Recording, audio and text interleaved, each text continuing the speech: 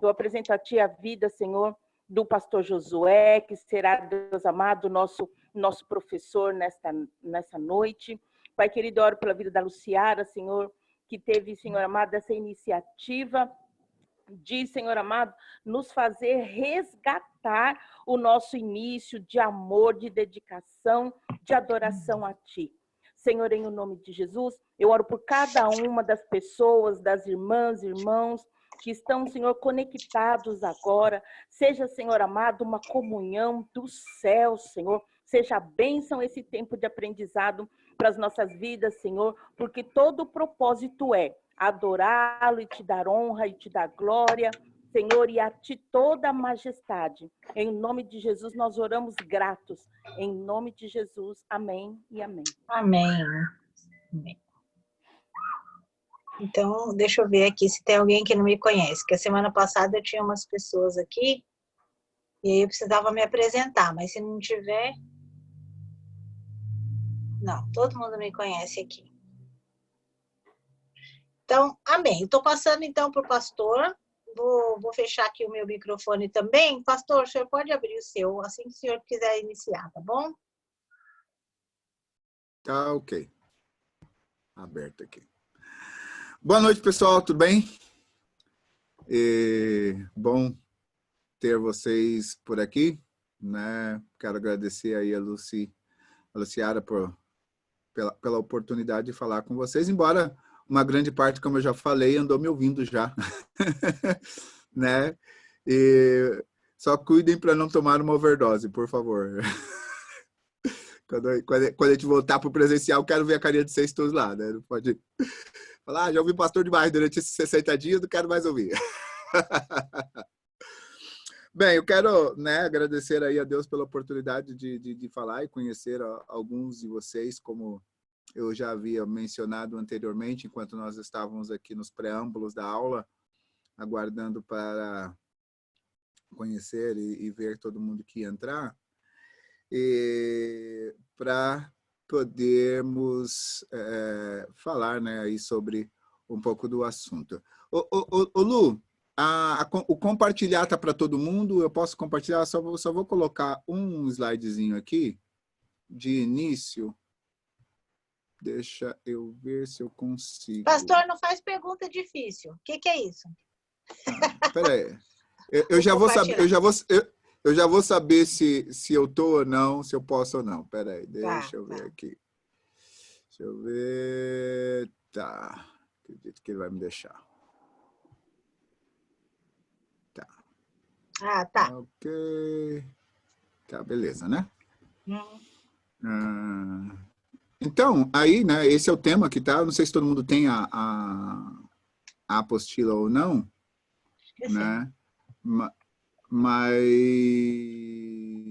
é só você seguir que tá tudo aí na sua apostila. Eu vou passando. Eu peguei simplesmente 2 textos no qual eu vou me basear e a conversa vai ficar, então, em torno desses textos aqui sobre adoração.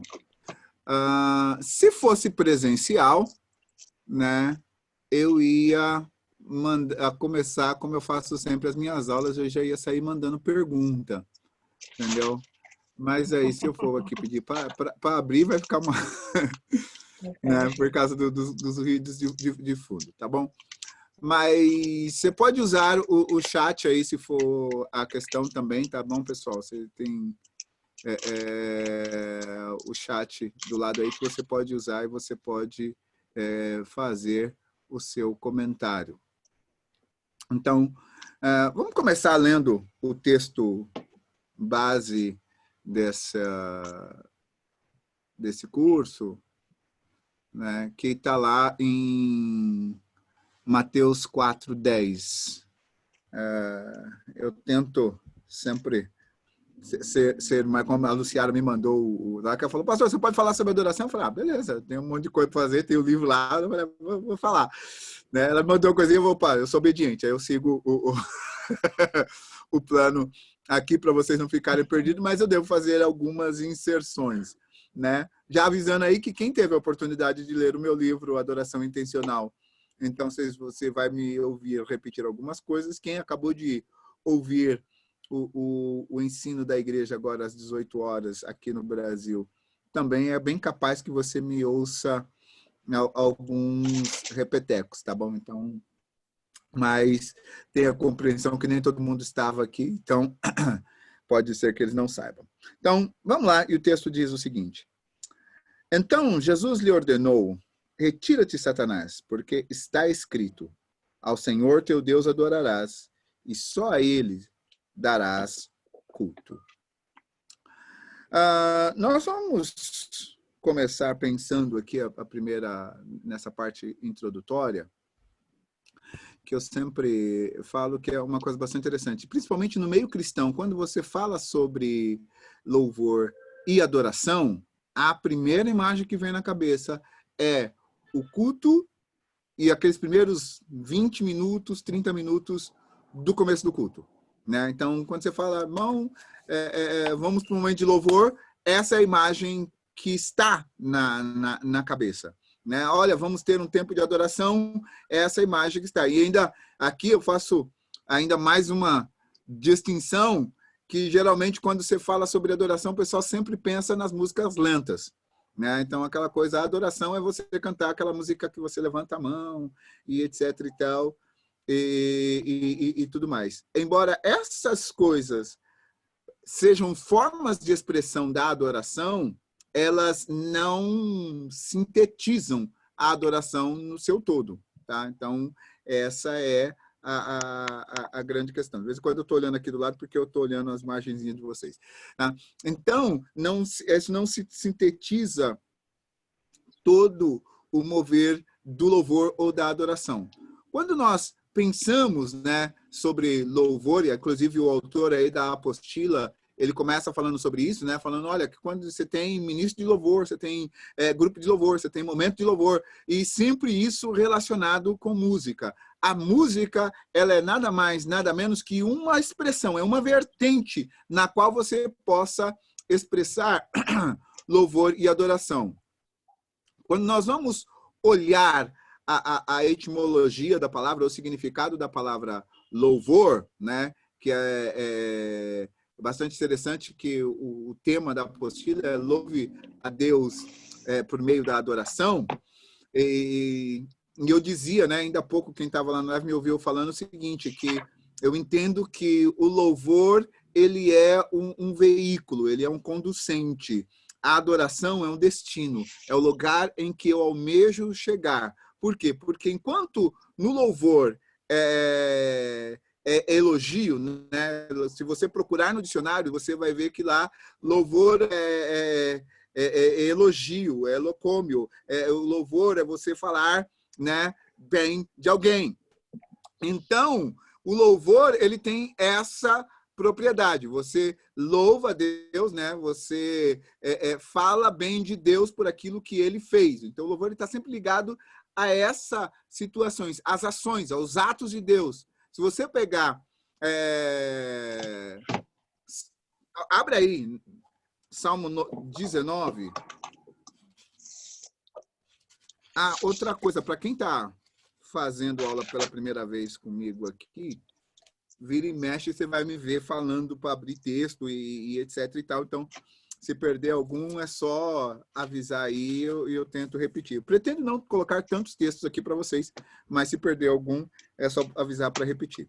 Então, por exemplo, o Salmo 19, ele começa dizendo o seguinte: os céus proclamam a glória de Deus e o firmamento anuncia as obras das suas mãos.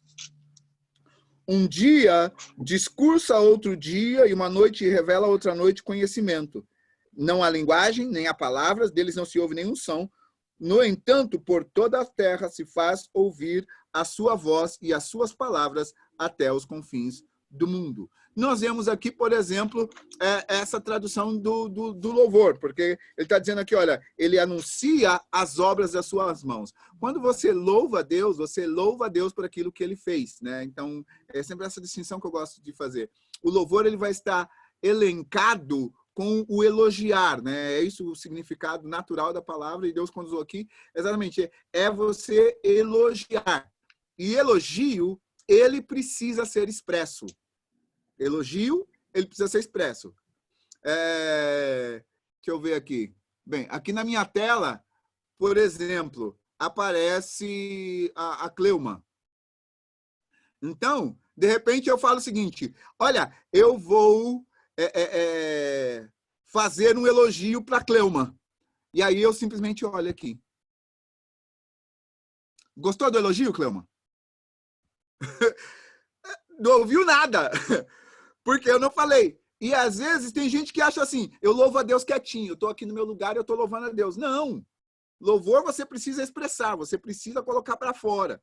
Você pode ser eufórico ou não, você pode ser mais introvertido, mas mesmo introvertido, você sabe chegar e falar, olha, você é muito bom, olha, você é muito talentoso, você esse bolo que você fez é muito gostoso, né? Então, a questão do louvor, embora a gente relaciona com Deus, né? Normalmente a palavra louvor, a gente relaciona ela muito mais com Deus, a verdade da palavra, né? Da tradução da palavra, ele vale para qualquer pessoa. Toda pessoa que você fala sobre como ela faz alguma coisa bem, você está louvando aquela pessoa, tá bom? Então, vou louvar a pessoa da Lucy, né? A Lucy faz um macarrão como ninguém. Né? Ou o cafezinho, me lembro dos cafés da tarde, agora não estou mais na igreja para tomar o cafezinho da tarde, né? Assim, né? Ou o bolo, né? Então, se eu estou ali elogiando a Lucy pela maneira excelente com que ela cozinha, é uma forma de louvor à pessoa da Lucy. Não significa que é veneração. E aqui a gente precisa entender, entrando nessa questão da etimologia, você precisa entender isso. Você tem louvor, você tem venerar, você tem adorar. Tá? Então, como é que eu faço essa gradação? O louvor é essa questão de você elogiar, de você enaltecer, de você falar bem dos atos. Lá na apostila você vai ver que está escrito que louvor significa exaltar, glorificar, enaltecer, elogiar, magnificar, né? Então, essa é a questão. Quando você usa e fala do valor que alguém tem, um dos autores colocou ali, que nós podemos usar para Deus, e geralmente nós usamos para Deus. E é importante entender que a Bíblia, ela fala para nós louvarmos ao Senhor, é falar sobre as boas coisas que Deus fez. A veneração é você ter uma admiração tamanha pela pessoa que tudo é a pessoa. Ele está muito próximo do adorar. Tá? Então, o venerar, por exemplo, para os homens, né? Então, tem homem que ele venera o seu time de futebol, ou de basquete, ou aí nos Estados Unidos, de beisebol, ou whatever. Entendeu? Ou seja, é aquela coisa que não tem ninguém. Eu me lembro que quando eu fui na Argentina uma vez, Maradona é tão venerado lá, que eu estava num churrasco na casa do pessoal lá, e aí tem aquela rixa Maradona e Pelé, né? E aí me perguntaram, porque eles veneraram o Maradona, e falou, quem é melhor jogador, né? O Maradona ou o Pelé? Eu falei, cara, se a minha comida depende de eu falar que é Maradona, porque agora eu tenho que comer. Mas se a gente for falar só de futebol, para mim vai ser Pelé. Por quê? Porque eu sou brasileiro, né? Então, ou seja, a gente vai valorizando, né? Acaba desenvolvendo tamanha admiração e que você eleva a pessoa no pedestal. Aquilo que a gente fala, olha, fulano coloca Beltrano no pedestal. Dependendo da relação que você tem com sua mãe, né? Ou com seu pai, ou você teve, né? Você coloca num pedestal, ou seja, é a medida pela qual você mede as demais pessoas. Então, nos nossos cultos, nós trazemos isso. Inclusive, eu não sei se, né, se você leu a apostila, porque ele deixa uma aplicação que ele fala lá sobre a questão dos cânticos antropocêntricos e cristocêntricos, né? E aí é importante a gente entender os conceitos aí, depois no final, quando for pergunta e resposta, se vocês quiserem comentar, fiquem à vontade aí sobre essa questão. Mas cânticos antropocêntricos são aqueles onde nós focamos, o homem, ele é o centro da canção. É o Deus faz tudo para mim. Tem problema você cantar que Deus cura? Não, não tem problema. Tem problema você cantar que Deus prospera? Não, não tem problema. Tem problema você pregar e ensinar isso? Não, não tem problema. Agora, qual que é o problema? Quando Deus ele passa a ser um mero objeto de realização de coisas, o gênio da lâmpada que você esfrega, e aí ele sai e fala, pois não, mestre, fala quais são os seus 3 desejos, né? Quando a gente faz isso, a gente está trazendo exatamente para isso. Opa, peraí, é ele que resolve tudo. Entrando, né, na questão da adoração aqui, e o cristocêntrico é quando Cristo ele é o centro de tudo, né? Porque eu falei sobre o antropocêntrico e não falei sobre Cristo, tá? O antropocêntrico é o homem é o centro, cristocêntrico, Cristo é o centro. Quando tudo vem dele, é para ele, nasce por ele, né?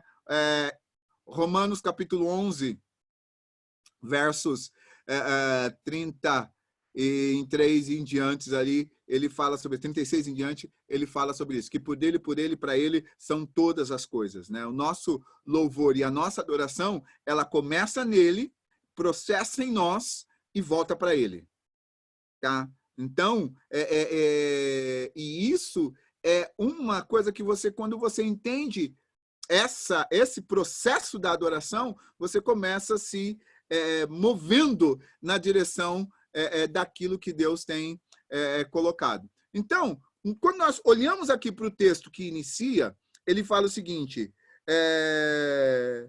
ao Senhor teu Deus adorarás e só a ele dará culto. Tem uma versão que fala, e só a ele servirás. E cultuar e servir, né, eles acabam se tornando, portanto, dentro disso, sinônimos, né, quando você está falando sobre isso. Jesus, quando dentro desse contexto aqui, o que aconteceu? Para quem é mais novo de Bíblia, eu vou fazer um recollection aqui, só para poder te situar. Tá? Quando você pega o começo aqui, o capítulo 3 de Mateus, você vai ver que Jesus ele é batizado. Finalzinho do capítulo 3 está falando sobre o batismo de Jesus. Quando Jesus ele é batizado, então as pessoas que estão ali, eles ouvem uma voz que diz, esse é meu filho amado em quem eu tenho prazer, o Espírito Santo repousando sobre ele, e aí inicia o capítulo 4, dizendo que Jesus, então, ele é conduzido para o deserto, para ser tentado, né? Então, entra na questão da provação. Então, mesmo como vocês fizeram aula de batismo recentemente, alguns de vocês, né, vocês devem ter ouvido a Luciara falar aí sobre a questão da tentação, do ser tentado, né? E como nós, enquanto cristãos, porque não é o fato de você estar em Jesus que você não sofre tentação, tá bom? Né? Vale ressaltar isso. E aí, Jesus, ele foi batizado e ele vai ao deserto para ser tentado. Por que ele vai lá para ser tentado? Exatamente para mostrar para nós qual é o caminho que nós, na nossa vida, podemos seguir e deixar-nos o exemplo de como nós podemos reagir. Porque lá em Filipenses, capítulo 2, versículo 5, ele diz da seguinte maneira, tenha em vocês o mesmo sentimento que houve em Cristo Jesus, que sendo igual a Deus, não teve por usurpação ser igual a Deus, antes a si mesmo se humilhou, né, tomando forma de homem, sendo obediente, tomando forma de homem, e quando foi achado na forma de homem, ele foi obediente até a morte. E morte de cruz, que era a mais vituperada entre elas. Então, né, Jesus ele passa pela ação da tentação por causa disso. E aí você vai ver aqui no início do capítulo 4 que entra um diálogo entre Jesus e o diabo. Deixa eu só voltar um passozinho aqui, porque no versículo 2, ele desmistifica uma coisa também bastante interessante falando sobre exemplo e vida de adoração. Porque às vezes tem gente que acha que porque está jejuando, o diabo não vai chegar perto. Que porque eu estou jejuando, então, eu não vou ser atacado pelo diabo. Né? que tipo, eu vou levantar a voz e para cantar, e para adorar, e para orar, e somente os anjos que vão vir me acampar ao meu redor. Você vai ver aqui no texto que Jesus mostra que não. Às vezes você está lá jejuando e continua tendo ataque, né? Então tem gente que jejua para não ser atacado. Deixa eu falar para você. Jejua porque quando você for atacado, você já está jejuado, que foi o que Jesus fez aqui. Jesus, ele jejuou primeiro, depois o diabo veio tentar, né? A gente espera você tentar para depois jejuar. Então, inverte a seta que o negócio funciona. Mas não é esse o foco, essa aí é uma outra conversa. Voltando para cá. Aí você vai ver que ele está dizendo o seguinte, que o diabo, ele chega, a primeira coisa que tenta Jesus é a respeito da identidade. Então, o diabo, ele vai e ele trata da identidade de Jesus, falando, oh, se você é o filho de Deus, então se lança daqui de baixo, tal, que vai ser dado ordem a seu respeito.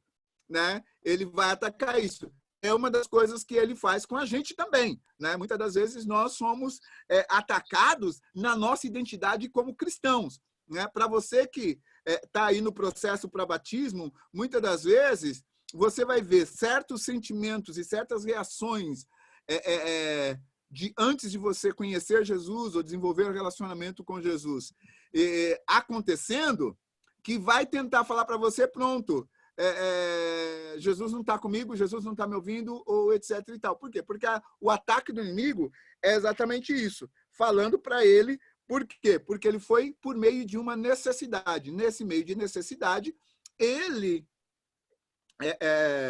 atacou Jesus. Por que eu estou falando, pô, mas pastor, você está falando sobre adoração, você está voltando à tentação de Jesus? É para a gente entender que a questão ela engloba a nossa vida como um todo. E aí ele foi, né?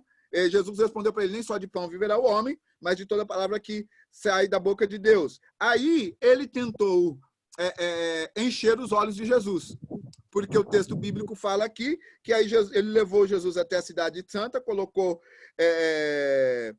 no pináculo do templo, melhor dizendo, né, antes de encher os olhos, ele colocou no pináculo do templo e tentou colocar naquela coisa, olha, faça coisa para provar para Deus de que você é de Deus. Você não precisa fazer nada para provar para Deus que você é de Deus. Se você falou, Deus acredita em você. Basta você acreditar em Deus. Esse é o grande segredo. Como adoradores, nós precisamos ter essa clareza. Não é a circunstância ao nosso redor que dita o movimento nosso de adoração, mas é o nosso relacionamento, né? Essa aula ela fala sobre intimidade. É o nosso relacionamento e intimidade com Ele que nos leva à expressão de adoração, né? No meu livro, o subtítulo do meu livro, né? Eu falo sobre como viver uma vida de intencionalidade no mundo de circunstancialidade e nós podemos entender que a adoração, portanto, ela não é algo que fazemos, mas é um estilo de vida que nós vivemos. Então, nós adoramos a Deus, daqui a pouco eu falo um pouco mais sobre isso, mas nós adoramos a Deus com tudo. E aí, quando o diabo leva Jesus lá, ele tenta colocar exatamente isso. Olha, você precisa se provar para ver. Se os anjos vierem te pegar, então você é de Deus. Se o anjo não te pegar, então você não é. Isso tentando mostrar sobre a questão dos milagres de Jesus, ou de Deus para com ele. E aí ele falou, olha, você não deve tentar o Senhor teu Deus. Ou seja, quando você conhece o que a palavra de Deus está dizendo, você não vai tentar fazer qualquer coisa para tentar colocar Deus na parede. Eu costumo brincar aqui na igreja, quando eu prego, o pessoal da sala que está aqui, que já me ouviu pregar, né, sabe disso. Tipo, cara, me mostra uma parede que caiba a Deus, para você encostar ele na parede. Né? Tem aquela coisa, não, você tem que colocar Deus na parede. Tipo, cara, me mostra uma parede que caiba a Deus para encostar ele na parede. Não tem como. Agora, Deus, ele atrelou o nome dele à palavra dele. Então, ele faz tudo para cumprir aquilo que é a palavra dele. Então, se você quer relacionar-se com Deus, você precisa conhecer a palavra. Por isso que ele fala assim, olha, está escrito, não tentará o Senhor teu Deus.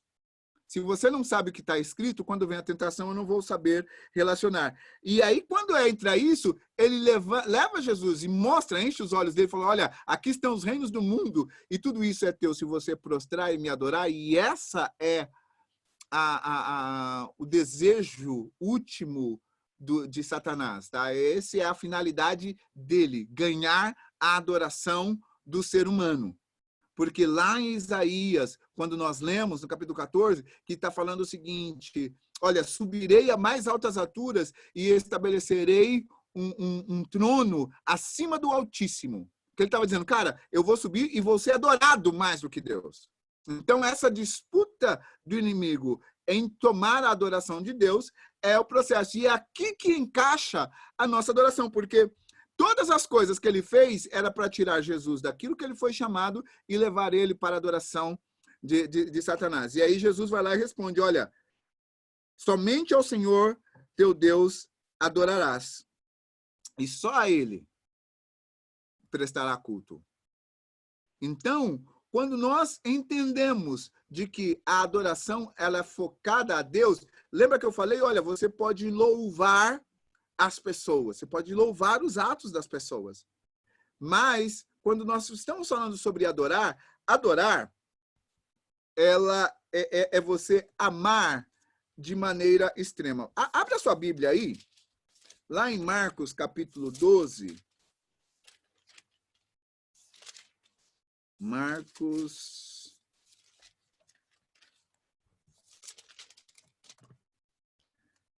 capítulo 12.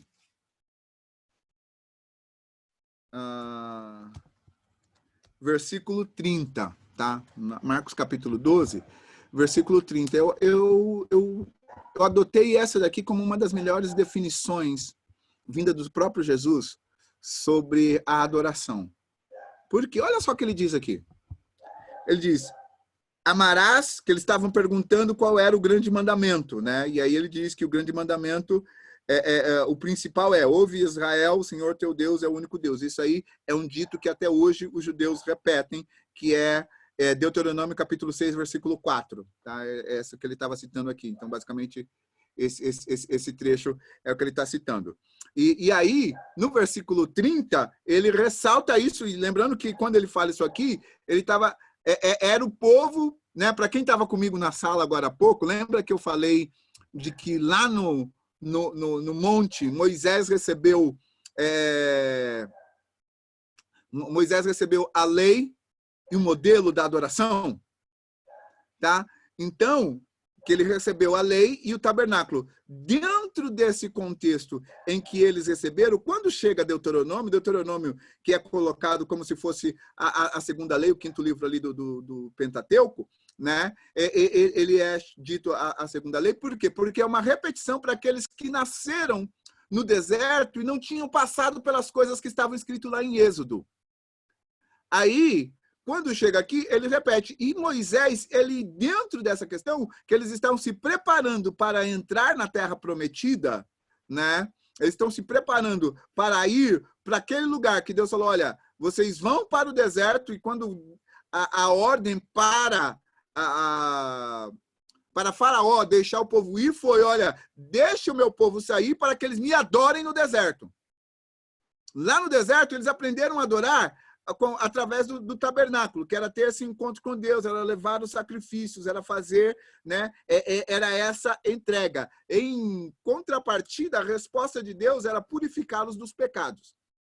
Quando eles estavam entrando para a terra prometida, Moisés vai e fala para ele, olha, lembre-se disso quando vocês entrarem nessa terra que o Senhor Deus te dá. Verso 30 aqui, o que Jesus cita para eles. Amarás, pois, o Senhor teu Deus de todo o teu coração, de toda a tua alma, de todo o teu entendimento e de toda a tua força. E eu faço aqui a leitura desse texto dizendo o seguinte, olha, amar e a adoração, ele está ligado a amar. Tá? Então, quando você adora Deus, lembra que eu falei de que o louvor, ele é elogio e ele é o veículo, né? Ele é o conducente, ele é a maneira pela qual você chega lá, e a adoração, ela é o destino. Por quê? Porque nós desejamos estar na presença de Deus. Nós desejamos estar num relacionamento de intimidade com Deus. E para isso é preciso amar. Você não ama alguém pelas coisas que a pessoa faz. Você ama alguém por quem ela é. Pura e simplesmente isso. Adorar a Deus é amar a Deus por quem ele é. Lembra que eu falei que o elogio você precisa expressar? O amor, não adianta nada eu virar e, por exemplo, virar para minha esposa e falar que a amo, mas os meus comportamentos não demonstram isso, eu estou dizendo para ela que eu não a amo. Por quê? Porque os meus comportamentos, eles demonstram uma coisa diferente. É a mesma coisa. Falar para Deus que nós o amamos, simplesmente porque ele nos abençoou, nos deu saúde, nos deu casa, nos deu carro, nos deu sapato, nos deu roupa, etc. e tal. O que a gente está falando para Deus? Deus, eu te amo porque você me deu isso. Então, no dia que ele não dá nada, meu amor acaba. É por isso que alguns casamentos entram em conflito, entram em choque, né? Quando existe um problema financeiro. Se o casal não está muito alinhado ali entre si para entender a relação deles, surgir um problema financeiro, o que vai acontecer? Vai acabar dando divórcio. Por quê? Porque o dinheiro ele se torna mais importante do que a pessoa. O que se tem se torna mais importante do que a pessoa. Né? O presente se torna mais importante do que a pessoa. E aí, quando a gente vai lá e entra numa relação com Deus de adoração, quando Jesus falou para Satanás, vai, porque é só o Senhor que eu vou adorar, só Ele eu vou servir, é isso, é só diante dele que eu me prostro, é só diante dele que eu me coloco, que eu entrego a minha vida. Porque quando você ama, você faz as coisas independente da resposta da outra pessoa. Porque você ama a pessoa. Você faz por amor. Você sente prazer em expressar o seu amor fazendo. Tem um livro muito interessante de lermos, que é As 5 Linguagens do Amor, em que ele, né, é um livro sobre psicologia e fala sobre a questão do relacionamento, e nas 5 Linguagens do Amor, ele vai e ele ajuda você a entender nos relacionamentos qual é a linguagem que a pessoa te entende. Lá em Hebreus 12, 28, você vai ver de que a adoração ao Senhor, ela é expressa também dessa maneira. Tá aí, ó. Por isso, recebendo nós um reino inabalável, retenhamos a graça para a qual sirvamos. A mesma coisa que Jesus falou ali, ó. Só ele prestará culto, como se você tivesse, pela qual nós cultuamos a Deus de modo agradável, com reverência e santo temor, porque o nosso Deus é fogo consumidor. Ou seja, por causa da pessoa dele, eu me comporto com a reverência. O que é a reverência? É respeito para com a pessoa. Quando você ama a pessoa, você respeita a pessoa. E aqui, ele está falando, olha, ama ao Senhor teu Deus. Ou seja, ama com tudo que é em você. Quando eu fiz essa parte do versículo 29 lá no livro, eu fui lendo e procurando algumas definições, e uma que eu gostei muito é que ele diz o seguinte: adorar é você amar extremosamente.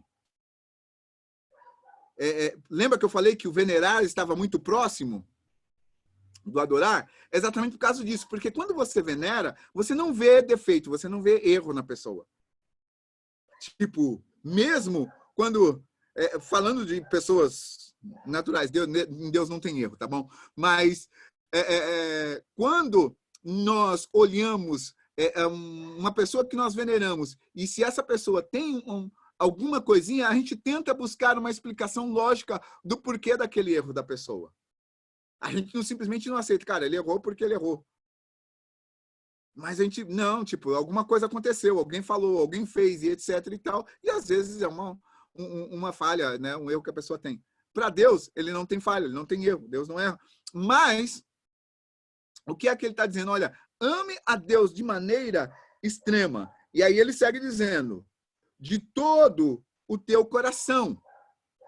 E Provérbios 4, 23 diz, de tudo que você tem que guardar, guarda, pois, o teu coração, porque dele procede os caminhos da vida.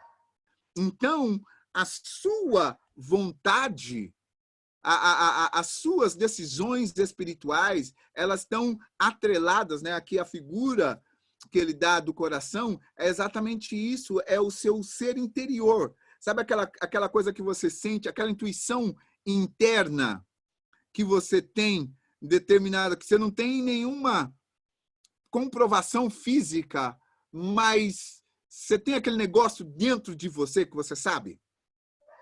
Para vocês que é mãe, sabe quando o filho não fala, mas você bate o olho nele, tipo, você tem aquela certeza, ele abriu o sorriso de orelha a orelha, mas você olha para a cara dele e fala, cara, tem alguma coisa errada.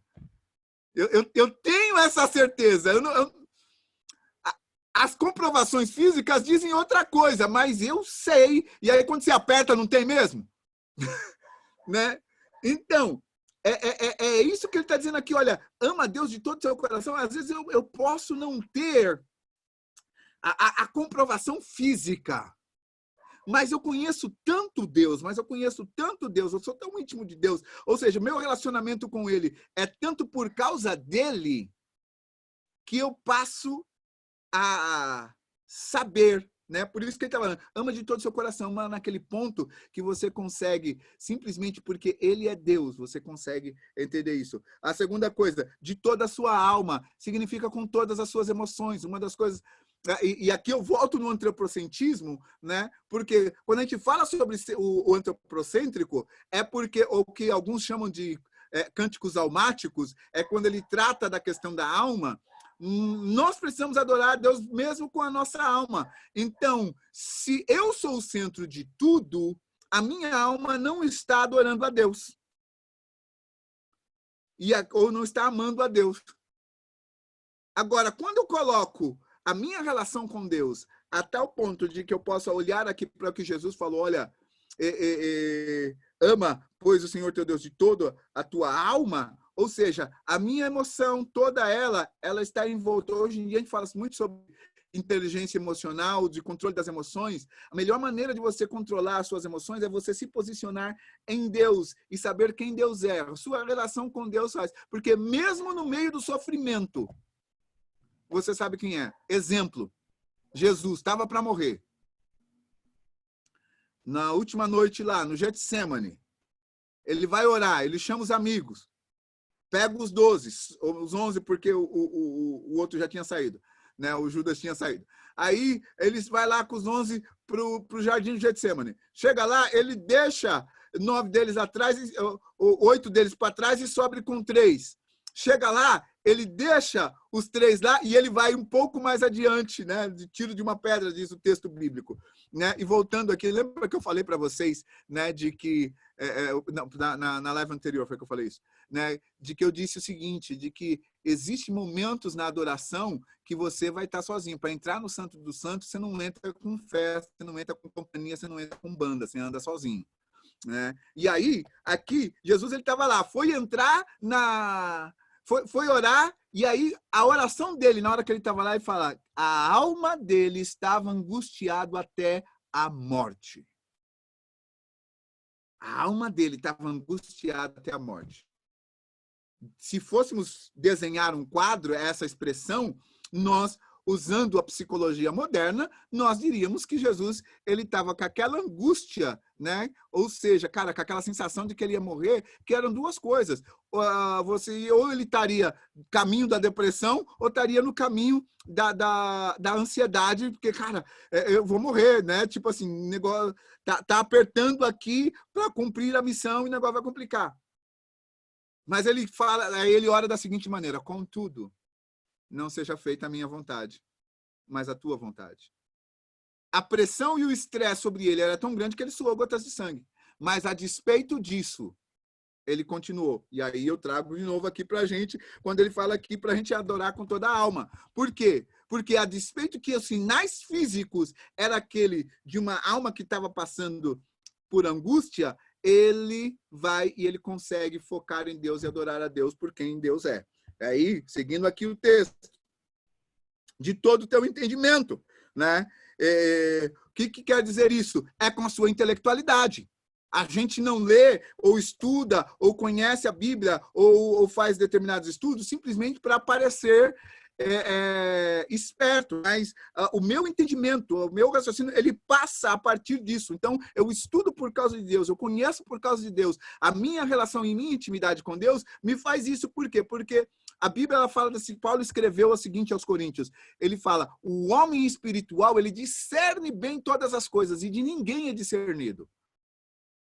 Por quê? Porque você tem uma revelação que não é sua. Você tem essa revelação espiritual. Por isso que Paulo, lá aos Colossenses, capítulo 3, ele fala o seguinte, pensar nas coisas que são do alto e não nas que são da terra, né? Onde a sua vida está escondida com Cristo em Deus.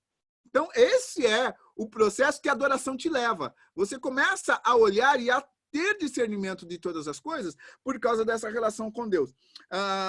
Seguindo aqui.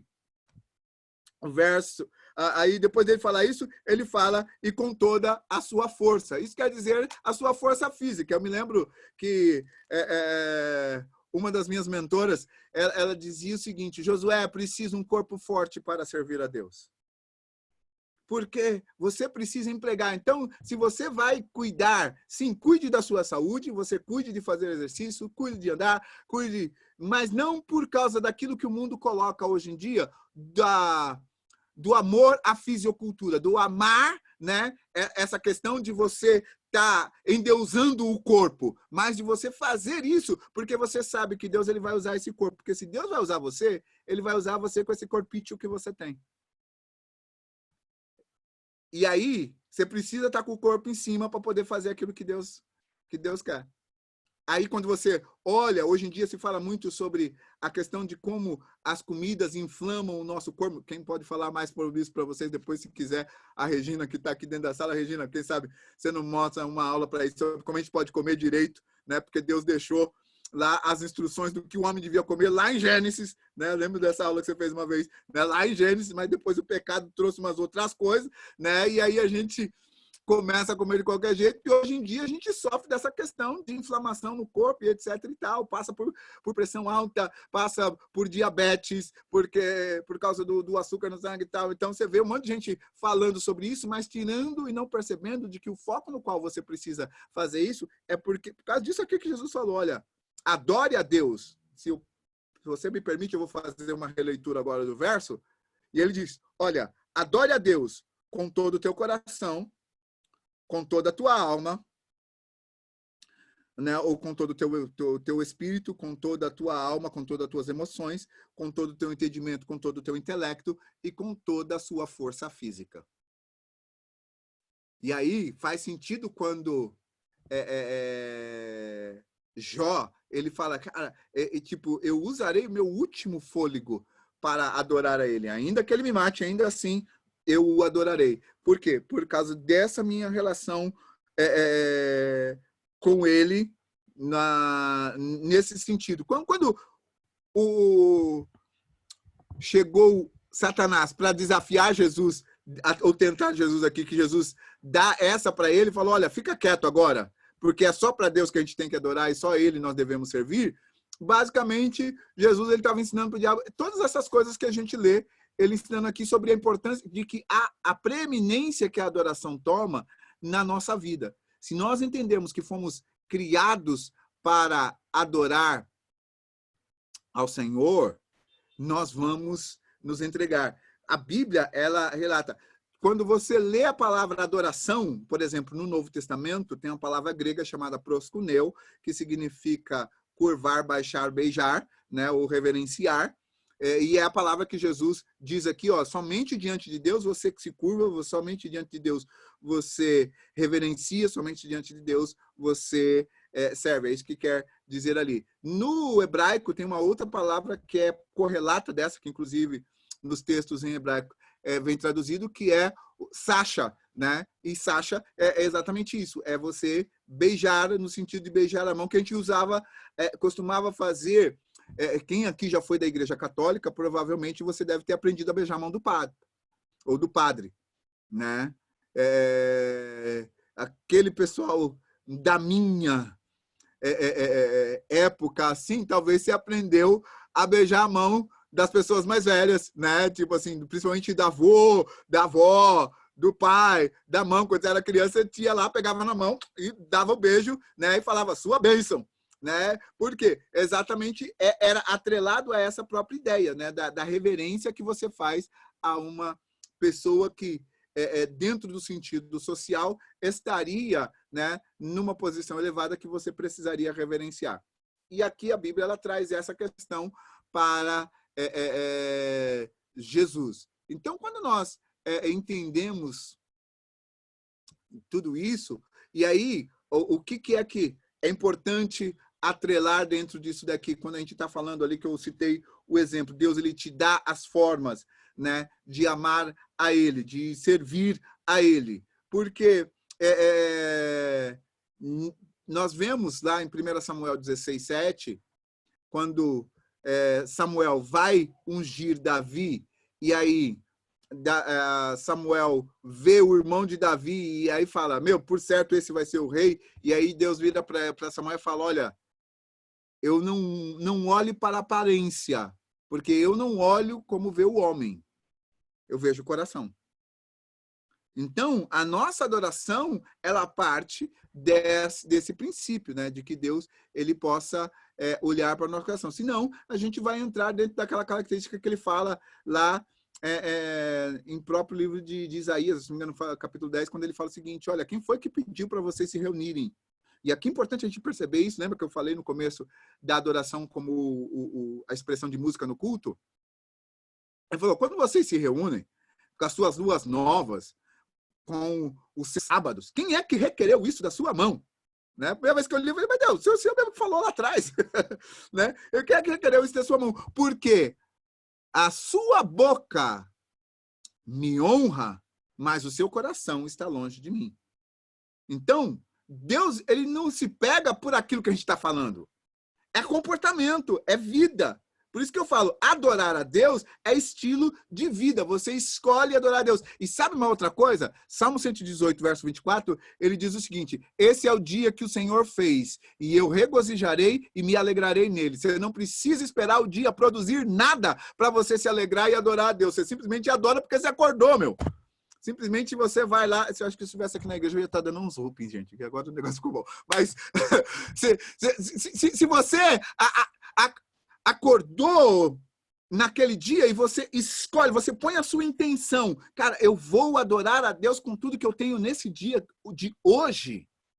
Não interessa quais são as notícias que vai acontecer. Falando nessa nossa época de pandemia e de coronavírus, né? Eu não preciso esperar o que é que o governador vai falar, o número de mortos que vai surgir, que isso, aquilo, outro. Eu preciso saber dessas coisas só para saber tipo, quais são os meus limites. Eu posso sair de casa, não posso sair de casa, mas não conduzir a minha vida por isso, porque a sua vida ela não é conduzida por coronavírus nem por Covid, a sua vida é conduzida por Deus. Então você precisa colocar e saber, cara, eu vou adorar, eu não posso sair para a rua para adorar, eu adoro dentro de casa.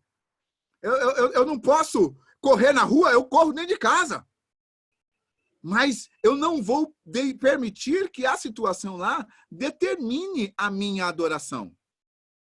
Eu não vou permitir que a minha maneira lá determine a minha maneira de expressar aqui. Na sua apostila tem uma citação do Eugene Peterson, que ele faz o seguinte, esse povo faz um grande show dizendo as coisas certas, mas o coração deles não está nem aí para o que dizem. Fazem de conta que me adoram, mas tudo é encenação. Né? Na Bíblia, a mensagem, quem tem a Bíblia, a mensagem do Eugene Peterson, depois você pode ir lá e ver, e aqui ele está falando isso dentro do texto ali de Marcos 7, 6 e 7, que ele cita o texto de Isaías, a qual eu me referi. Né? Então, hoje em dia, né, e essa Covid ressaltou isso, tudo para nós vivemos numa sociedade altamente iconográfica. Nós vivemos numa sociedade altamente imagética. Isso quer dizer, tipo assim, nós precisamos de imagem.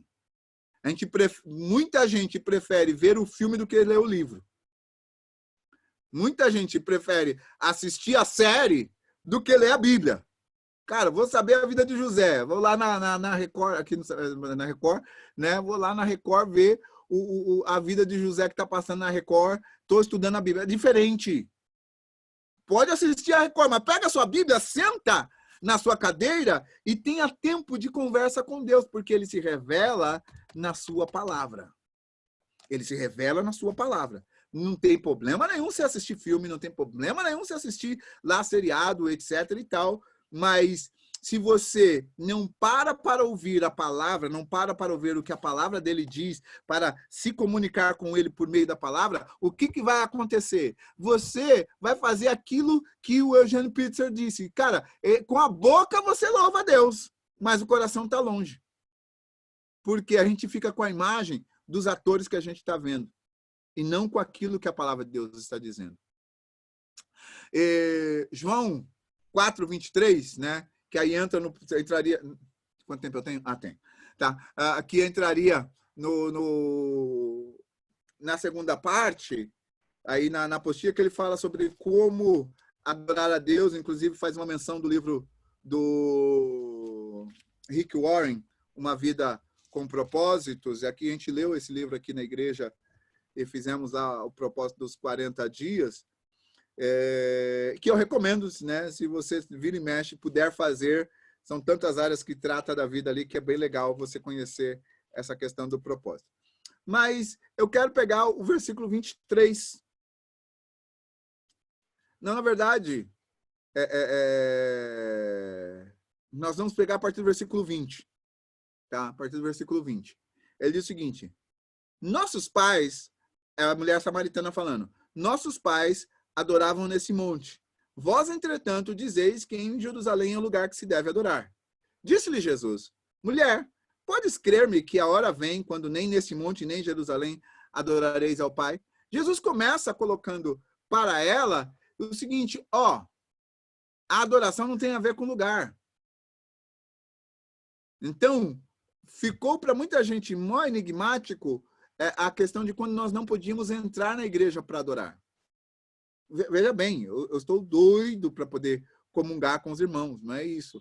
Mas muita gente colocou, e teve pastores que colocou o significado deles dentro dentro dessa questão. Como é que eu posso dizer? Teve muita gente que colocou o ir à igreja, né? O ir à igreja como a centralidade, o significado de quem ele é. Lembra que Satanás levou Jesus e falou: se você é filho de Deus, a identidade de muita gente está atrelada a ir para o templo. A identidade de adorador está atrelada a ir para um lugar. E a adoração, ela não é esse lugar. Não é esse lugar. Aqui está dizendo, olha, tanto faz se é nesse monte ou no outro. E aí o texto continua. Vós adorais o que não conheceis, nós adoramos o que conhecemos, porque a salvação vem dos judeus. Então ele distinguiu para ela, falou: olha, a gente faz o que a gente faz, porque a adoração, ela vai vir a salvação, ela vai vir dos judeus. Então nós adoramos o princípio estabelecido dentro da cultura judaica. Mas o verso 23 é o que eu quero destacar, que é o que interessa para a gente. Ele diz: mas vem a hora e já chegou. Por quê? Porque o Messias já se apresentou. Vem a hora e já chegou, em que os verdadeiros adoradores adorarão ao Pai em espírito e em verdade, porque são estes que o Pai procura para seus adoradores. Deus é espírito, importa que os seus adoradores o adorem em espírito e em verdade, diz o verso 24. Então, Jesus ele vem e põe a adoração na perspectiva correta, ou seja, a sua questão de relação. Por que é que nós, então, nos reunimos para adorar? Porque somos corpo, sua mão não anda por aí sozinha. O seu pé não vai para o mercado sozinho. A sua cabeça não vai para a escola sozinho. O corpo, ele anda junto. Então, nós, na nossa adoração, e aqui entra a questão adoração individual e adoração coletiva. Existe a adoração individual e a adoração coletiva. O que é a adoração individual? Eu e Deus apenas. O que é a adoração coletiva? Eu e todos vocês, assim como nós estamos aqui dentro dessa sala, né, adorando a Deus. Não estamos cada um em uma parte, cada um no lugar, cada um numa casa, mas estamos juntos, congregados, adorando a Deus, né? Por quê? Porque estamos falando das coisas de Deus e esse é o nosso foco, de desenvolver nosso intelecto. Lembra lá que eu falei, né? Do nosso entendimento. Então, nós queremos aumentar nosso entendimento sobre a adoração com Deus. Então, essa é a questão aqui. Quando nós passamos, então, a entender e a perceber essa verdade, nós começamos a andar e a caminhar dentro do processo que ele nos dá. Então, o que tem a ver isso?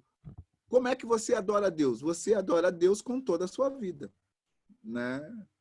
É a questão que está lá na pergunta. Tipo assim, como adorar a Deus? Adoramos a Deus com toda a nossa vida. Então, nós temos maneiras de adorarmos a Deus, né? Eu já cobri aqui a etimologia, né? Aqui, o como adorar a Deus no capítulo 12, que eu já citei para vocês, né? Então, só para você ter aí uma colinha, tá bom? E aí, nós temos aqui entre nós exatamente essa percepção, né? Nós adoramos a Deus com toda a nossa vida. Inclusive, é uma das coisas que no livro do Rick Warren, que o autor aqui, ele cita, né? Ele coloca, exatamente sobre isso. É o fator de que a nossa vida, ela expressa. Eu estudava a respeito de Gênesis 2, quando ele disse o seguinte: e criou Deus o homem, plantou Deus um jardim e colocou o homem no jardim para lavrar a terra, ou para trabalhar a terra. Essa expressão ali, trabalhar o jardim, para cuidar, para lavrar e cuidar, o lavrar ali, e aqui eu quero que você entenda de onde vem o contexto culto, serviço. Aí nos Estados Unidos, vocês, para quem está acostumado com o culto lá nos Estados Unidos, vocês não chamam de culto, vocês chamam de serviço, né? Dentro da cultura, por causa da tradução direta do inglês, que é service, worship service, então o serviço de adoração, né? Os hispanos também usam a mesma expressão quando falando do culto, né? Nós usamos a palavra culto em si. Então, quer dizer, culto que é servir, que é cultivar, é trabalhar. Ele está atrelado a esse conceito de Gênesis 2, de que Deus plantou o jardim e colocou o homem para cuidar e trabalhar a terra, que é uma palavra chamada avodá, que avodá significa a sua entrega no trabalho como expressão de adoração. Então, quando você trabalha, por exemplo, onde você trabalha, né, para você que trabalha, né, quando você trabalha onde você trabalha, você faz isso como uma expressão de adoração. Para você que estuda, né? Eu vi o Léo aqui, eu sei que o Léo só está estudando por enquanto, né? Então, para você que estuda, quando você vai para a escola, você não vai para a escola por causa do diploma que você vai tirar, você vai, porque dentro desse processo, você vai... Lembra que eu falei sobre adorar a Deus com o nosso intelecto, né? Com o vosso entendimento? Então, o estudar, ele vai estar atrelado a você expressar a sua adoração a Deus por meio da aquisição de conhecimento para expressar no mundo o conhecimento que Deus te deu. Porque quando você vai e se manifesta, lá em João, capítulo 16... o capítulo 15, versículo 16, perdão, ele diz o seguinte: não fosse vós que escolhestes a mim, mas eu vos escolhi para que vocês vão e deem fruto e o vosso fruto permaneça. O atrelado disso, a adoração, está por causa da sua expressão, do manifestar do avodá na sua vida, você vai e você coloca. Aí você vai entender por que lá, depois Paulo, escrevendo aos Colossenses, ele fala, olha, você quando serve, não serve ao seu senhor, ao seu patrão, somente à vista, como fazendo aos homens, mas para Deus. As pessoas não entendem e acham que é colocar, que o cristianismo, ou que Paulo está ensinando, você a andar em sujeição, ou você andar como escravo. Não, o que ele está dizendo é o seguinte: a sua manifestação das habilidades profissionais no mundo, ela é uma expressão de adoração a Deus. Então, quando nós entendemos isso, nós adoramos a Deus em casa, a gente adora a Deus no trabalho. Então, quando você está trabalhando, você está fazendo por causa de Deus, é uma expressão de adoração. Quando você está relacionando-se com a família, você relaciona-se com a família porque a família é plano de Deus, então é uma expressão de adoração. Na nossa sociedade, todas essas coisas foram tão deturpadas que a adoração ela ficou compartimentalizada dentro somente ali daquele período de 20 minutos do culto. E aí a gente fala, cara, vou adorar a Deus. Aí cantei 3 canções, pronto, já adorei a Deus, acabou. E aí agora eu vou fazer outras coisas. Não, o estudar a Bíblia é uma maneira de você adorar a Deus, o você cantar é uma maneira de você adorar a Deus. Eu devia ter separado e colocado aqui nesse slide também, que dentro de um outro aspecto do workshop que eu falo sobre isso, eu gosto de juntar, imagina como se você tivesse 4 quadrados similares e um círculo, né, no meio deles. Esse círculo é Deus, e através da sua palavra. Os 4 quadrados são diversas expressões que nós usamos. Gratidão ou ações de graça. Porque você vai ver que está marcado, falando sobre adoração, ou sobre louvor e adoração. Porque está marcado lá nos Salmos.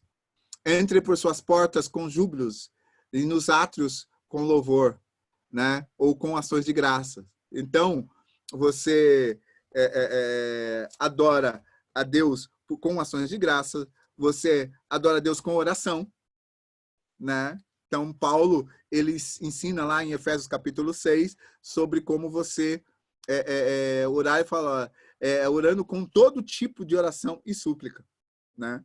Então, a gente aprende a só fazer súplica, que é pedir. Mas existem demais facetas da adoração, que inclusive promove a intimidade. Mas isso aí, novamente, é a área da Regina. Depois ela fala isso para vocês. Mas nós vamos percebendo que existe essa coisa. A outra é o louvor mesmo, né? Que é o cantar através da música, o louvor ou música. E a adoração, que é essa expressão em que encampa todas estas coisas. Então, quando nós olhamos todas essas coisas que nós compartimentalizamos, todas elas são ligadas por meio de Deus.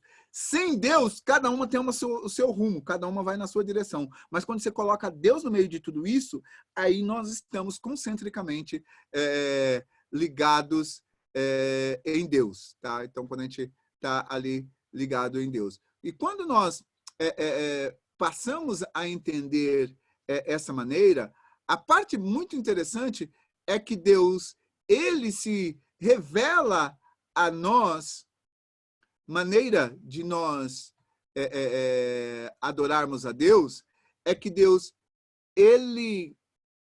você vai ver que existem diversos modos pelo qual a adoração é expressa, o louvor é expresso. Agora, voltando na questão, porque aqui estava o texto inicial, fala sobre louvor, e aí você vai ver que o meu terceiro aí fala sobre as 7 palavras de adoração. Quando nós olhamos, deixa eu ver se é isso mesmo, é isso, né? Quando nós olhamos, então, dentro daquilo que, embora eu coloquei 1, 2, 3, eu fiz diferente, tá bom? Eu fiz 1, 3, 2.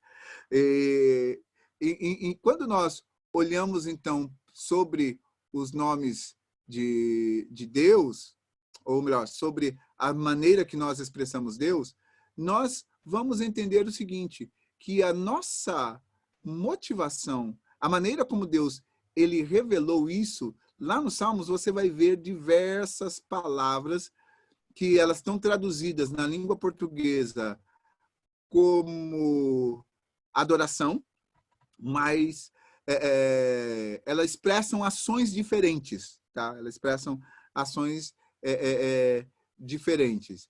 Então, quando nós entramos na prática da adoração, como eu falei, nós vamos perceber de que Deus ele deixou diversas diretrizes. Lá em Êxodo, eu citei ainda há pouco, em Êxodo 25, ele fala que ele fez o tabernáculo, que era o modelo da adoração pelo qual eles tinham que fazer. E deixa eu só colocar uma coisa, que Jesus, no texto aqui do versículo 23, ele fala que é para adorar em espírito e em verdade. Se ele procura verdadeiros adoradores, significa que tem os falsos. E aí a gente tem que atentar para isso. Como é que você diferencia um falso adorador de um verdadeiro adorador? A maneira mais simples de você fazer é ver o que é que faz de um verdadeiro adorador um verdadeiro adorador. Você vai olhar para a maneira como Deus deixou estabelecida. Então, ele deixou ali as maneiras pela qual ele quer ser encontrado por nós, ele quer ser adorado. No Antigo Testamento, você tem o livro de Levíticos, por exemplo, que ele é um manual de culto para os hebreus. E ali tem diversos princípios, inclusive, né, tem um dos textos que é bastante controverso, que ele fala sobre como é que um sacerdote não podia servir como sacerdote. Não interessava se ele tinha nascido na tribo de Levi. Se ele tivesse algumas características físicas ali, ele não poderia servir como sacerdote, que nós podemos tirar como experiência espiritual, né? Eu sempre, para quem não me conhece, eu reforço isso com todo mundo que me conhece, mas para quem não me conhece, deixa eu falar, eu sempre entendo que a Bíblia toda ela precisa ser examinada e ela é um livro de princípios. Se eu for tentar colocar algumas das coisas que está dizendo em Levíticos hoje, por exemplo, vai dar ruim. Vai ficar complicado, porque, por exemplo, lá ele manda você matar animal para fazer sacrifício. Você vai matar, a Sociedade Protetora dos Animais vai ir atrás de você, entendeu? Então, não dá para, não rola esse sentido. Mas, qual é o princípio desse sacrifício? É exatamente essa questão da entrega. E como é que ele fez isso? Através de Jesus Cristo. Porque lá em Hebreus capítulo 8, 9 e 10, ele está falando sobre como Jesus ele emulou o sacrifício e ele cumpriu os sacrifícios que foi feito lá, porque ele foi o cordeiro perfeito. Né? Então, okay, agora a gente não precisa mais de sangues de bezerros e novilhas esparzidos sobre nós para nos purificar dos pecados, porque a sua fé em Cristo Jesus, ela faz isso. Mas ele deixou alguns princípios, né, de adoração. Então, por exemplo, quando nós lemos no livro de Levíticos, nós vemos que não se deve, lá Levíticos 9, não se deve queimar fogo estranhos. Os sacerdotes foram queimar fogo estranho. O que era fogo estranho? Fogo que Deus não tinha acendido, né? Foram pegar e colocar qualquer fogo. E tinha o fogo certo para colocar diante de Deus. E aí, quando ele fez isso, né, o fogo vai e mata eles, né? Mas também, no versículo 24, ele fala o seguinte: saiu o fogo da presença do Senhor e consumiu o holocausto e as porções de gordura sobre o altar. Quando todo o povo viu isso, eles gritaram e prostraram-se em terra. Né? Então, aqui ele estava falando da adoração comunitária e tudo mais. Como esse serviço a Deus ele tinha que ser feito em santidade. E aqui eu vou abrir, só porque o horário já está avançado, e eu tenho um monte que cobrir ainda. E aí você vai ver que o seguinte, quando ele entra para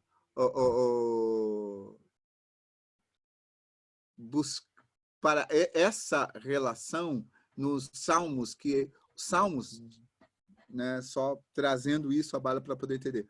Os Salmos, é um livro, né, na verdade é um compêndio de livros, eles são 4 livros que estão ali dentro de um livro, então Salmos é basicamente quase como uma biblioteca, mas em que ele contém em si poesias, orações e canções. Né? Por isso que ele é feito dentro daquela forma de rima, dentro do contexto poético. Mas ali ele traz algumas palavras que expressam isso. Eu vou só citar por questão e explicar o que são, mas sem te dar muitas referências bíblicas. Por exemplo, nós temos uma palavra que é a base de uma que todo lugar do planeta se fala, que é aleluia. Aleluia, ela é a junção da expressão halal Yahweh, ou halal Yahweh, né? Que halal significa, né, simplesmente louve a Yahvé, ou louve a Jeová, tá? Então é a forma abreviada que tinha ali. Agora, halal, ele significa celebrar. É você fazer aquele estardalhaço, é você sair vangloriando. Sabe quando o seu time joga? Vou trazer aqui. Imagina a cena. Brasil jogando contra a Argentina, né? Valendo o Hexa. E aí o Brasil vai e faz gol. E ganha. Você vai ver todo mundo pulando, saindo. Imagina que você está no estádio. Se você estiver ao lado de alguém que você não conhece, você não está nem aí se você não conhece. Se ele está de camisa verde e amarela, né, você vai celebrar, você vai agarrar ele, você vai pular, você vai tomar a mão, você vai fazer um gargalhaço, você vai passar na frente dos argentinos, balançando a bandeira e fazendo, se vangloriando do seu time. Você vai chegar, dependendo se você tem um amigo argentino, e você vai tirar onda com ele e se vangloriar em cima dele. Não é isso que normalmente acontece? Pois bem, é isso que é o halal. Halal é você celebrar o Senhor feliz e alegre. Aí eu volto naquilo que eu falei. Esse é o dia que o Senhor fez, por isso eu me alegrarei, eu celebrarei nele. O que quer dizer? Eu vou prestar um halal para Deus e não precisa nem ter jogo rolando, não precisa nem nada acontecer, não precisa nem maravilha nenhuma. Essa palavra, ela denota tamanha explosão de entusiasmo na hora que você está louvando. Aí agora a gente vai para a igreja. Lembra que eu falei que o louvor tem que ser expresso? Aí na hora da igreja eu estou no meio do louvor, aí eu fico só parado no meu cantinho, porque eu sou uma pessoa quieta, né? Então eu não levanto a mão, eu não canto, mas eu estou louvando a Deus. Você percebe como é meio disfunção? Ou quando você grita aleluia. Você fala, aleluia! Né? Lembrei da Fernanda agora. Né? A gente dá o grito de aleluia! Mas a gente grita sem emoção. A gente fala por causa da osmose da religião. Ao invés de simplesmente se lançar diante dele. Ao invés de simplesmente se debruçar diante dele. Esse é o significado da palavra halal. Então, quando a palavra, ele vai lá e fala, olha, você vai louvar ao Senhor, então vamos louvar ou celebrar ao Senhor, nós vamos exaltar a Deus. E como é esse louvor? Porque o louvor, ele pode ser vertical e ele pode ser horizontal. Louvor vertical é quando você fala das ações, das atitudes, da bondade de Deus para ele. Por exemplo, se você pegar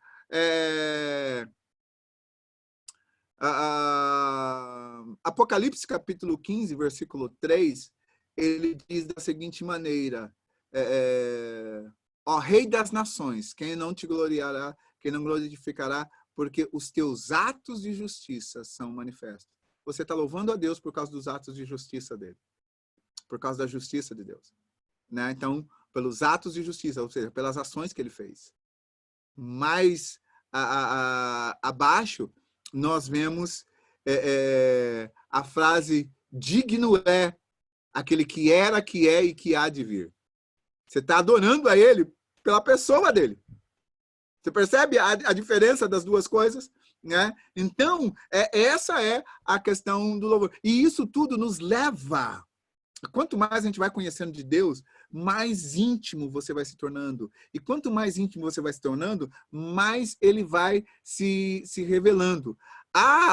O louvor horizontal é quando eu viro e eu falo de Deus para o meu irmão. Então, de repente, é quando eu viro e falo, Luciara, Deus, ele é bom porque eu precisava disso, Deus fez aquilo, Deus me deu uma bênção, Deus curou minha família, Deus, ele salvou minha família. Eu estou falando das coisas que Deus fez, eu estou contando para ela. Isso é louvor horizontal, eu estou contando para ela. A gente está fazendo essa troca, ela está contando para mim da maneira como Deus cuidou, como Deus proveu, como Deus entrou e realizou essas coisas. Então, quando nós entendemos isso, nós passamos a louvar a Deus da maneira adequada. E adorar a Ele também, por quê? Porque adorar envolve amar aquilo que você sente pelo Senhor, né? E quando a gente não faz isso, a gente se eiva de poder realizar aquilo que fomos chamados. A segunda palavra que nós temos, além de halal, é uma chamada yada, tá? Yada é quando você, publicamente, você expressa, yada se escreve Y-A-D-A-H, né? Que é uma tradução do hebraico. Tá? Quando você se expressa publicamente e faz conhecido. Por exemplo, no Salmo 138, verso 1, ele diz: eu te louvarei, eu te darei graças de todo o coração. Eu darei graças de todo o meu coração. E louvarei e cantarei louvores a ele diante dos deuses. Né? Então, o verbo agradecer ou louvar é essa declaração pública, é admitir de público. Quando você chega lá e fala, oh, por exemplo, quando você vai dar testemunho na igreja, e que você fala, oh, irmãos, eu vim aqui para expressar a minha gratidão a Deus porque ele curou a minha família, né? Quando o pessoal que está aqui, que a gente coloca lá no grupo da igreja, os relatos de louvor, o que é que a gente está fazendo? A gente está usando aquele ato que na Bíblia seria chamado de yada, quando nós estamos dentro desse momento de louvor horizontal, né? Por quê? Porque nós estamos expressando, falando para as outras pessoas o que Deus tem feito, tá? É como uma outra tradução para a palavra yada é você estar adorando de mãos estendidas, né? Ou lançar mão.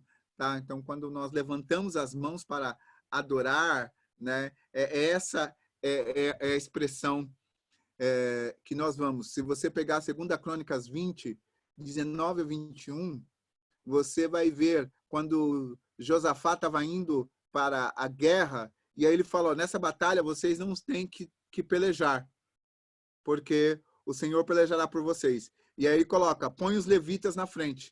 E os levitas iam à frente de mãos levantadas, dizendo, o Senhor é bom, e a sua misericórdia dura para todo sempre. Eles estavam declarando isso no meio para que o povo ouvisse. Né? Esse é o louvor, eles estavam clamando, cantando, dizendo, o Senhor é bom e a sua misericórdia dura para sempre. O Senhor é bom, o seu amor eterno dura para sempre. Por quê? Porque o rei lá atrás, ele havia falado, o Senhor livrou lá, o Senhor falou que não era para matar os caras, agora os caras estão vindo contra a gente e nós não temos força para isso. Aí ele entra e faz isso. Então, a palavra para louvor aqui foi traduzido como yada, ou seja, quando eles iam, eles levantavam as mãos com toda a sua força, né? Às vezes a gente levanta a mão, cansa no meio do culto, a gente já logo abaixa, né? No meio do louvor. Mas é essa a questão. Então, tem igreja que você não pode levantar a mão, né? Tipo, aquelas coisas assim, né? Obviamente, mas aí por causa de interpretações e regras e outras coisas que não convém aqui. Mas eu preciso falar para você. Salmo 63, eu gosto, quase toda manhã eu acabo orando ele, citando ele, Salmo 63, 4, ele diz o seguinte, eu te bendirei enquanto viver, né? Ou a tua graça é melhor do que a vida, te bendirei enquanto viver, em teu nome levantarei as minhas mãos. Então nós precisamos fazer o levantar de mãos. Salmo 103, 1, uma outra palavra também que seria o bendizer ou abençoar, né? Então, Salmo 103, ele diz o seguinte, bendizei ao Senhor, ó minha alma, e tudo que há em mim, bendiga o seu santo nome. Bendize ao Senhor, ó minha alma, e não se esqueça de nenhum dos seus benefícios. Essa é a palavra barak. Né? Nós bendizemos ao Senhor, nós não nos esquecemos deles, nós não nos esquecemos da sua bênção. Né? E ali, depois leia aí o Salmo 103, como exercício para você adorar a Deus, e aí você vai ver que ali ele começa a contar as bênçãos do Senhor, ele fala do amor do Senhor, da satisfação diante do Senhor, da redenção do Senhor, ele começa a honrar ao Senhor. Então, esse é o abençoar. Abençoar é no sentido de bem dizer, porque normalmente a gente toma o abençoar simplesmente no ato de você ter alguma coisa para abençoar. Normalmente Deus me abençoa. Quem sou eu para abençoar Deus? Mas o Barak, embora ele seja usado nesse sentido, né? Mas é para bem dizer, quando você ouve a expressão que eles cantavam diante de Jesus, bendito é aquele que vem em nome do Senhor, em hebraico você fala Baruch Rabá, né? Bashem Adonai, ou seja, bendito é aquele que vem em nome do Senhor. E a palavra Barak, né? Ou Baruch, ele tem essa conotação de bem dizer, ou seja, falar bem. Nós bendizemos ao Senhor ou abençoamos ao Senhor. Quando você abençoa alguém, quando você fala bem sobre essa pessoa. Ela tem duas conotações, é você falar bem e você impor as mãos e transmitir, que essa é a bênção que Deus nos dá ou que o pai e a mãe dá para os filhos. Né? Nós temos a palavra zamar. Tá? Zamar significa você louvar a Deus com instrumentos de corda. Né?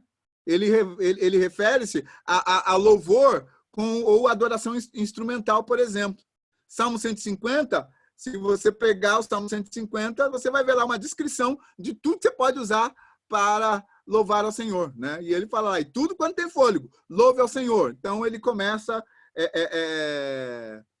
falar sobre isso.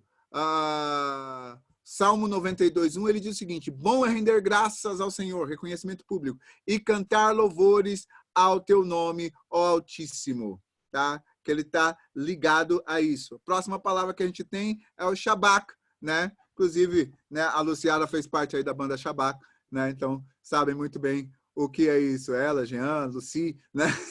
Então, o que é?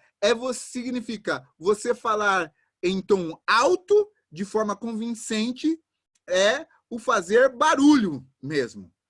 É o que é o Shabak. Quando você vê o Salmo 117:1, está escrito o seguinte: louvai ao Senhor, vós os gentios, louvai-o todos os povos. Essa palavra aqui é tipo, façam barulho ao Senhor todos os povos. Falem com ousadia, de forma convincente todos os povos.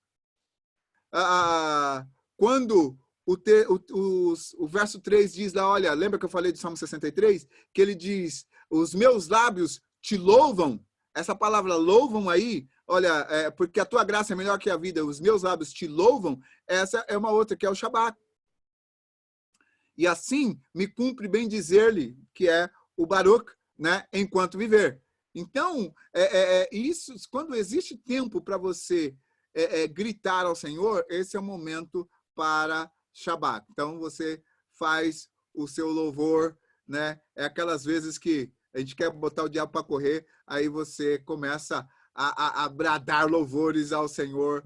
E eu me lembro de uma experiência que a gente fez uma vez, muito tempo atrás, estava eu, o pastor Agnaldo, o Sérgio, a Raquel, Débora, aconteceu que era um período, Cláudio, aconteceu que era um período que a gente estava desempregado, todos nós, no mesmo momento, e a gente foi fazer uma campanha de oração. Fizemos 100 dias de oração. Nos 100 dias, né, nós fazíamos evangelismo, íamos para a rua, e aí nós saímos, voltamos do evangelismo e fomos orar.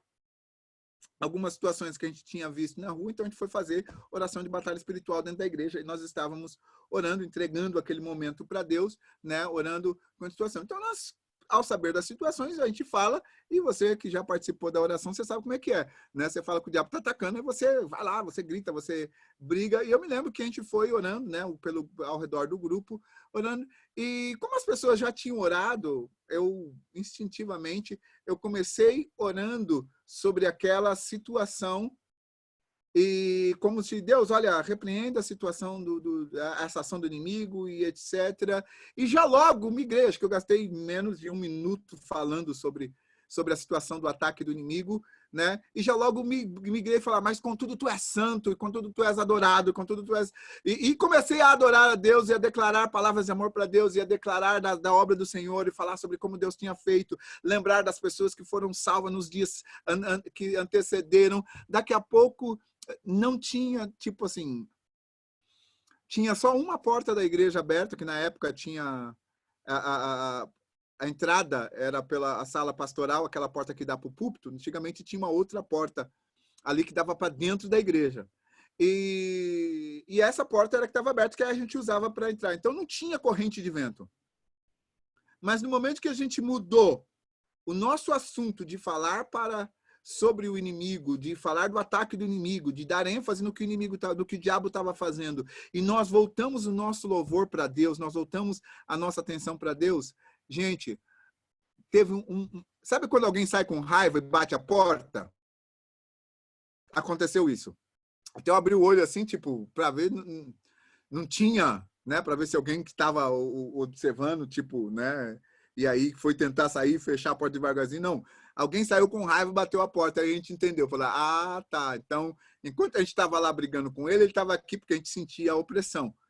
E aí ele estava ali, tipo, tentando botar pilha. Mas quando a gente tirou o foco e começou a usar o Shabbat diante de Deus, a declarar a grandeza, a declarar o poder e a louvar a Deus por tudo isso, porque a graça dele é melhor do que a vida, resultado, o diabo fugiu, né?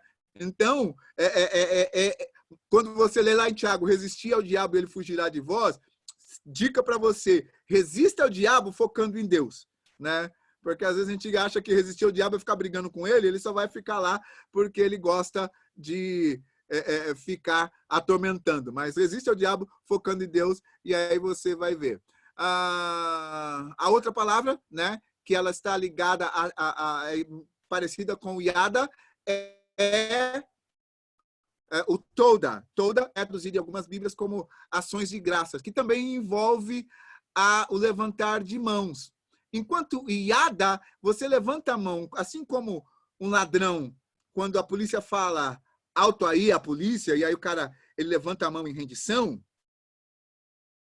O toda é aquele quando você levanta a mão em ações de graça, entregando a ele alguma coisa. Salmo 50, 23, ele usa essa expressão: o que me oferece sacrifício de ações de graça, esse me glorificará, e ao que prepara o seu caminho, dar-lhe-ei que veja a salvação de Deus. A palavra louvor utilizada aqui também é o toda, ou seja, ela é aquele sacrifício que acontece por meio das suas ações de graças, da sua adoração.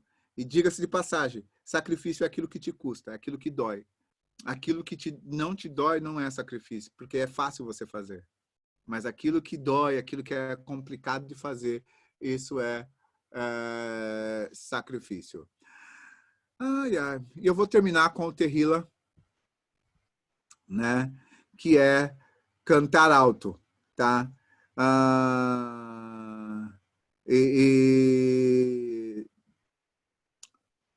Quando você canta aleluias, né? Quando nós usamos essa questão de cantar e de exaltar ao Senhor, né? Esse é o Tehila, você cantar alto. É você declarar em voz alta, né? O Shabbat, como eu falei, além de ser esse brado e essa declaração, é quando você também celebra ele dançando, né? E o Tehila é você cantar alto, aquilo que está no Salmo 22, 3, ele falou, Deus habita no meio dos louvores do seu povo, né? Ou seja, Deus se manifesta em meio a um cântico exuberante, Deus se manifesta em meio a esse foco diante dele. Quando eles começaram a cantar Tehila, ou cantar em alta voz, lá em 2 Crônica 22, diz a palavra de Deus que Deus preparou emboscada para com os inimigos. Tá? Então, é um cântico usado mediante esse direcionamento. Isso, talvez, hoje é aquilo que nós colocaríamos dentro da igreja cristã sobre o cantar no Espírito. Tá? Essa é a questão. E para eu poder encerrar aqui, porque já faltam alguns poucos minutos, né? A última coisa é que Deus, ele se revela para nós através dos seus nomes. Então, para você adorar, no meu livro tem um capítulo que chama Quem é o Deus que procura, né? Porque eu faço a seguinte ideia. Deus procura adoradores. Tá, e aí eu coloco, tá, e quem é esse Deus que procura? Qual é o nome dele? E aí você vai para a Bíblia, você vai ver que Deus, ele se manifesta com diversos nomes, né? Ele usa diversas expressões para manifestar através dos seus nomes. E o que quer dizer isso? Que a maneira como Deus se relaciona com a gente é quando ele vem e nos dá uma ideia de quem ele é. Quando Moisés, capítulo 3 de Êxodo, ele vai e fala para Deus da seguinte maneira: tá, mas quando eu chegar lá, em nome de quem que eu falo? Tipo assim, como é que eu vou chegar lá e falar, olha, Deus me mandou aqui. Quem é esse Deus que me mandou aqui? Vamos entender a mentalidade. Moisés foi criado no Egito, então ele conhecia Ra, ele conhecia aquele com cara de chacal lá, que eu esqueci o nome, né? Ele conhecia todos os deuses do Egito. E aí ele fala, tá, o pessoal lá conhece o Ra, conhece o Abs lá, conhece todo mundo, eu vou chegar lá e vou falar que é quem? E aí Deus vira para ele e fala o seguinte: diz que o eu sou me enviou a vós. No hebraico, essa expressão eu sou, ele está dizendo, diz que aquele que é o que você precisa, quando você precisa, na hora que precisa, da maneira que precisa, do jeito que você precisa, te enviou.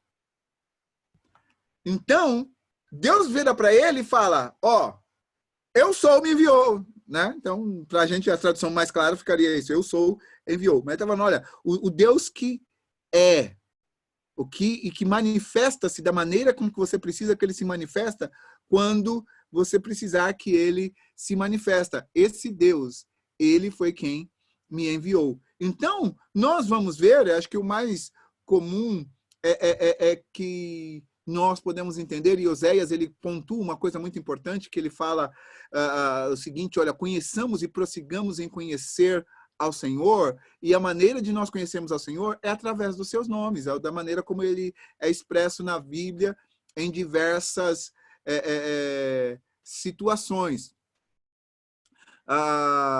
Por exemplo, ele aparece como El Shaddai, né? Que é aquele que é glorioso e poderoso. Nós vemos isso mais ou menos cerca de 40, esse nome aparece cerca de 48 vezes no Antigo Testamento. E 31 vezes delas só em Jó. Em que Deus, falando ali, ele se demonstra como El Shaddai em meio àquela condição de sofrimento. Então, para quem tiver no sofrimento, lembra disso. Ele é El Shaddai, glorioso e todo-poderoso. Né? Ele aparece, você vê a expressão Adonai, né? A gente usa bastante lá, Shalom Adonai, por exemplo, em que ele é o Deus, o Senhor, aquele que é o soberano, né? O Senhor que merece. Quando nós lemos, esse mesmo Adonai é traduzido no Novo Testamento por Kyrios, né? Então a palavra Kyrios quer dizer Senhor, né? Quando Jesus aparece, e aí ele fala, e aí o Tomé vira e fala para ele, Deus meu, Senhor meu e Deus meu. Né? A palavra que ele usa ali é Kyrios moi, tá? Ou seja, meu Deus, meu Senhor, aquele que tem a soberania e o governo sobre mim. Então, uma das coisas que quem tem a soberania e governo sobre você Ele cuida e ele controla de você e ninguém pode fazer nada porque você é dele. Lembra quando o texto bíblico chamei-te pelo nome, tu és meu? Né? Lá de Isaías, chamei-te pelo nome, tu és meu, usando o termo falando para Jacó. Então, Deus, ele se revela dessa maneira. Ele é o Jeová, ou Yahvé, né? Que está exatamente ligado aí com essa questão de ser, né? Eu vou só citar um texto do livro Aleluia Factor que eu coloquei no meu livro, em que ele fala sobre uma pesquisa, né, de um comentarista judeu, em que ele, da Idade Média, que ele fala o seguinte: todos os nomes de Deus que ocorrem nas Escrituras são derivados de suas obras. Todas as maneiras, nós vemos Jeová Jireh, Jeová Rafá, Jeová Nissi, Jeová Tzidkenu, Elohim, todos eles nós vemos essa derivação. O Jeová, né, ou Yahvé, é o único que fala do ser. E isso é uma coisa interessante. Tipo assim, quando você adora a ele, você passa a ter esse entendimento de quem ele é. Gente, como falamos no começo, se deixar por conta, né, eu acabo falando demais, eu já falei aí quase 2 horas. E aí eu tenho que deixar os 10 minutinhos aí para vocês poder, se tiver alguma pergunta. Eu vejo que a Renata fez uma colocação aqui no bate-papo, deixa eu já responder. Se somos adoradores íntimos com ele, porque disse que vamos alguns dias adorá-lo sozinhos. A grande questão é, imagina o seguinte, lembra que eu tenho intimidade com a minha esposa, mas, por mais que eu possa abraçá-la perto das pessoas, por mais que eu possa até beijá-la perto das pessoas, existem aqueles momentos que eu preciso ficar só eu e ela. A minha intimidade com ela se torna mais profunda exatamente dentro disso. Eu posso estar no meio de todo mundo, expressar meu carinho, expressar meu amor, as pessoas vão perceber que a gente se entende, que a gente se fala pelo olhar, e as pessoas vão ver isso. Mas existem momentos da nossa intimidade que é só nós. Ninguém mais vê. Por isso que eu uso essa expressão. Tipo assim, existe aquele momento que você vai entrar lá no quarto com ele e é só você e ele e ninguém mais. E ninguém precisa saber o que rolou lá entre vocês, porque a parada é você e eles. Né? Amor feito em público é pornografia. Ok. Luciara, parada contigo. Bom, eu tenho pergunta. Você está mutada ainda. Espera aí um pouquinho que eu vou perguntar quem tem alguma pergunta para fazer. Eu tenho. Espera, eu vou falar o nome de vocês e vou falar, tem alguma pergunta? Aí vocês fazem, ok? Vai ficar mais fácil, tem muita gente aí. E aí, quem eu falar o nome e tiver a pergunta, abre o microfone e faz a pergunta, tá? Então, a primeira é a Célia. Irmã Célia, tem alguma pergunta? Rafael, tem alguma pergunta? Cristiane? Cleuma? Não, Luciara. A Ruth, tem alguma pergunta? Regina? Regina, tem ou não? Não? Ninguém tem pergunta porque... Lucas, pode perguntar. Ok, Lucas. Eu tenho uma pergunta. Um prazer conhecer o senhor, gostei muito da palavra. E eu tenho uma pergunta sobre a questão da adoração. É uma coisa muito recorrente para mim, que eu vejo bastante. Às vezes eu vejo que tem pessoas que estão dentro do ambiente cristão e elas querem muito passar, né, a forma como elas adoram para os outros, né, para as pessoas seguirem, né, tipo, ficarem mais fiéis. Só que muitas vezes eu vejo que isso é passado de uma forma muito forte ou muito acelerada, a pessoa ela fica muito ansiosa, querendo que você siga igual ela, ou que você faça certas coisas e tudo, e aí acaba afastando a pessoa. Eu já vi isso acontecer, isso já aconteceu até comigo, bastante, particular, porque, principalmente comigo, que, por exemplo, eu toco música, só que eu não toco louvor. E aí as pessoas descobrem que eu toco o instrumento, que eu toco o baixo, a pessoa já fica, nossa, você tem que tocar, sei lá o quê, e fica tentando me empurrar. Só que é uma escolha meio particular minha, eu gosto de alguns louvores, mas eu não tenho muito prazer em tocar. Mas às vezes a pessoa fica me impressionando tanto que acaba me afastando do ambiente mais do que me trazendo. E eu vejo muito isso acontecer. Às vezes as pessoas elas tentam forçar tanto alguém ou achar que aquilo é o momento que a pessoa tem que seguir aquilo, que acaba afastando. Eu queria que o senhor comentasse sobre isso, sobre como essa adoração, às vezes, ela é, eu acho que, íntima da pessoa. Acho que a pessoa tem um momento específico de adentrar mais, né? Tá, eu vou te responder, mas primeiro eu preciso fazer umas perguntas, tá bom? Sim. Pode? Pode, claro. Ok. Tá. Então, primeira coisa, eu vou perguntar para você o seguinte: por que você toca? Que eu toco? É. Eu gosto das músicas, eu gosto do instrumento, eu gosto das músicas que eu toco. Tá. Quando você toca, você se sente quem? Você é quem? Que significa para você? Eu sinto uma euforia quando eu aprendo, sempre quando tem uma música que eu gosto muito e eu aprendo ela e eu estudo ela principalmente, e eu tento ver como a pessoa que compôs ela vê ela, me dá uma euforia. Eu, sempre que eu aprendo, vou caminhando na música e vou aprendendo ela em partes, e tem às vezes uma técnica muito difícil, aí eu vou tentando, e quando eu pego aquela técnica, me dá uma alegria grande de eu conseguir, aí eu vou, sei lá, é isso, dá uma alegria grande de aprender. Tá. Então, quando você toca, você sente essa realização porque você conseguiu pegar uma música que era difícil. Não só músicas difíceis, mas muitas músicas que eu gosto, sempre escutei, e aí eu aprendi ela e eu sinto. É um prazer mais pessoal. Tá. E por que isso não é adoração? Não, eu falo no sentido de que às vezes a pessoa ela quer que você siga aquilo, tá entendendo? Não que isso não seja adoração, tô falando, como o senhor disse, várias questões de adoração foram deturpadas, né, com o tempo.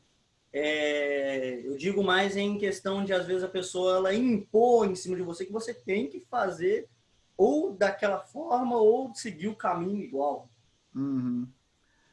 Porque aí você vai perceber que, tipo assim, obviamente tudo vai depender de entendimento. Por exemplo, quase todo mundo aqui na sala me conhece